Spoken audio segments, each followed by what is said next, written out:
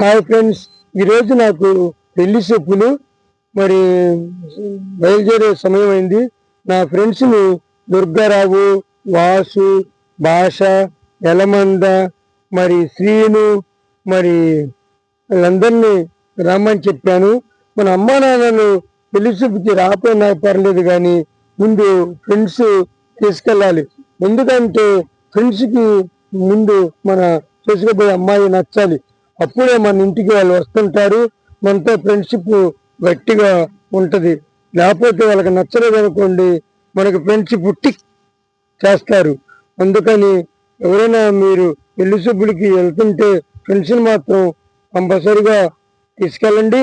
మీకు నచ్చిన ఫ్రెండ్స్కి మాత్రం కంపల్సరిగా నచ్చాలి. వారే కదా మనము ప్రపంచమైనా మన లోకమైనా.